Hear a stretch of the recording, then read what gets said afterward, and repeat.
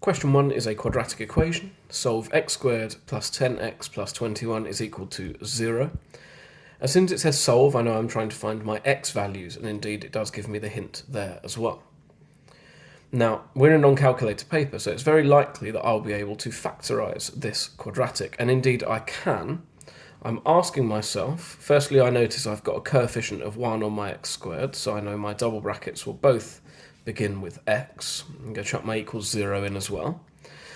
I have plus 21 and also plus 10x, so if everything is adding together in both cases, I know I'm going to have two additions, and then I'm asking myself, what numbers multiply together to give me 21 and add together to give me 10, and that's going to be 7 and 3.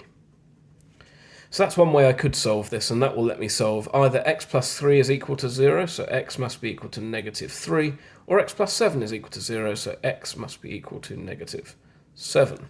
And so that would give me negative 3 or negative 7.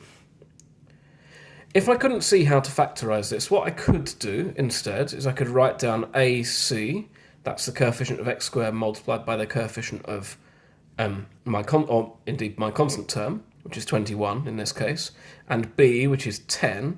And again, I ask myself the same questions. What numbers multiply to give 21 and add to give me 10, and that's 7 and 3. And then I would write this as x squared add 7x add 3x add 21 is equal to 0. I look at my first two terms and I take out whatever factor I can. It's just going to be x in this case, and then x plus 7. And then I look at my second terms, take out whatever factor I can, which is 3 in this case, x plus 7. And then I can factorise out the x plus 7, leaving me with x plus 3, and that gives me exactly the same answer. If I was really stuck in the exam and I couldn't work out how to do this, I could always just use the quadratic formula.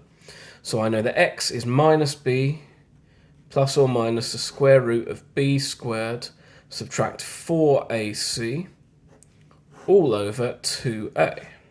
I can simplify that, so I have negative 10 plus or minus the square root, and then that is 100 subtract 84, so that is 16 all over 2, which is negative 10 plus or minus 4 all over 2, which gives me either negative 14 over 2 or negative 6 over 2, which is negative 7 or negative 3. Obviously that's a bit longer, so we don't want to do that if we can find our other solutions, but in extremis, quadratic formula will always work.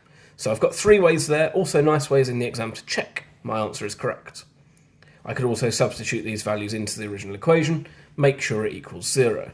I've got 9 subtract 30 plus 21, that's 0, and I've got 49 subtract 70 plus 21, again, 0.